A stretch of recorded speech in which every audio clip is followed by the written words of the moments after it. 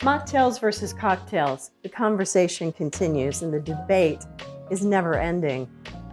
I think that a cocktail deserves an alcohol-free spirit. A mocktail can be a little bit less, a little bit more club soda and juice.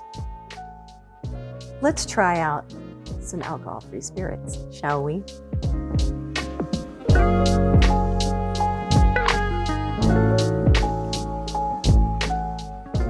I know that a lot of you are pretty used to mixing together mixers like soda water, syrups, club soda, and creating a mocktail.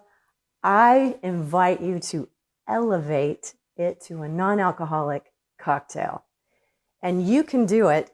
It's just like what you're used to with the conventional alcohol versions. But here it is, no alcohol.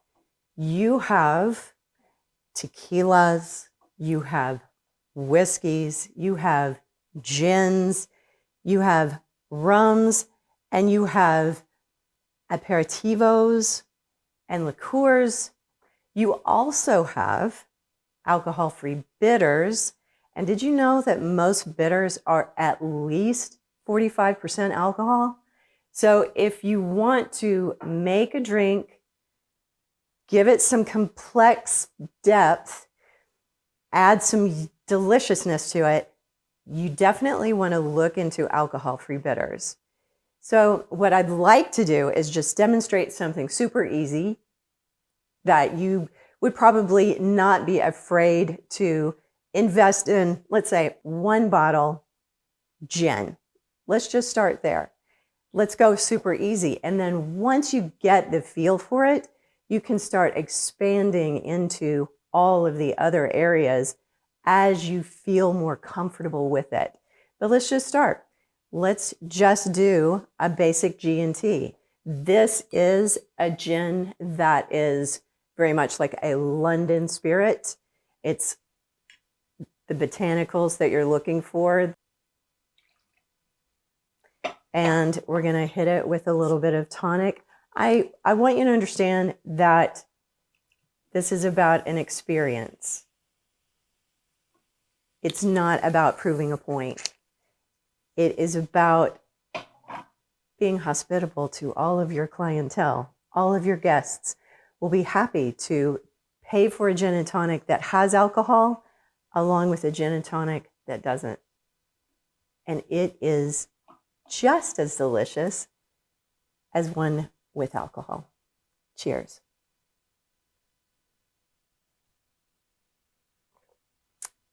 Fabulous. Now I do want to kind of get into this a little bit. This is a very exciting category. These are the alcohol-free spirits that are direct replicas of other things. So there are quite a few different tequila brands. I am not sponsored by any of these brands, but there are a lot out there. This is what I have on hand. I like to use the tequila spirits in addition to other sweeter things, for example, rum, because it gives it a little bit more oomph, a little bit more of a kick. You'll get a sweet flavor with the alcohol-free rums, and then you add a little bit of depth, a bit of heat to that if you add a little tequila. Just my little pro tip. But I would say that if you're stepping in with gin, I would take this as my next step because you can do all kinds of cocktails with these. I do have to say this about alcohol-free spirits. They are not to be had alone. They are absolutely made for mixing. This tastes delicious as a drink on its own.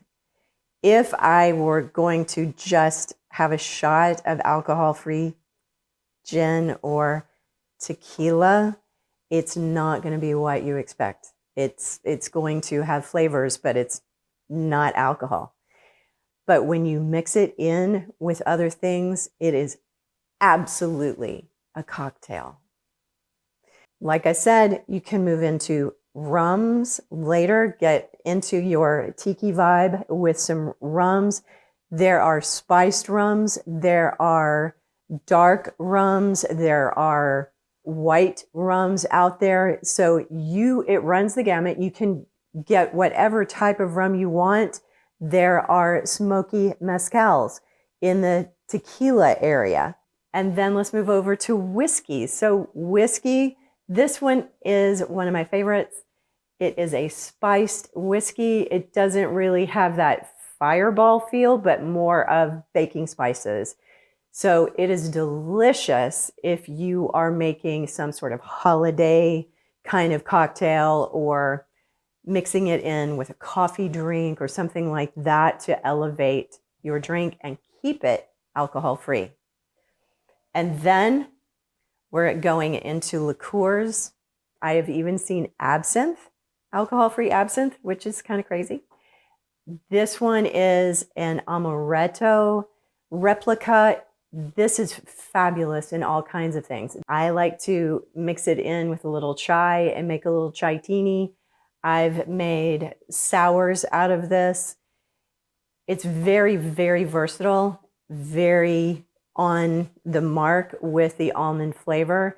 This brand, Liars, also makes coffee liqueurs, all kinds of different liqueurs that you might want to get when you're getting kind of fancy with it. You can add these to the mix. But in this category, this is where you can really dig in and get really creative with what you want to put on your menu, either if you're a restaurant, a bar, or event planners. If you want to have one signature cocktail for the evening, you absolutely, definitely step into this area, get comfortable with it, and then expand on the experience so that your guests feel welcome when they come to your place. You will stand out if you have this on your menu. You are really going places if you have this. These are, like I said, the direct. There are others in this category that are aperitifs, sweet and dry vermouths.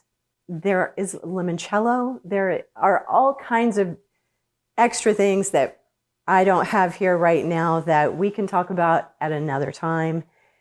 But let's get started here. Let's get started here in a nice, easily identifiable kind of cocktail experience for your guests. One more thing, and let the controversy begin. I'm here for it.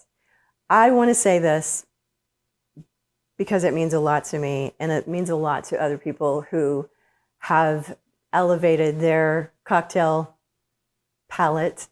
Fancy lemonade is a soft drink.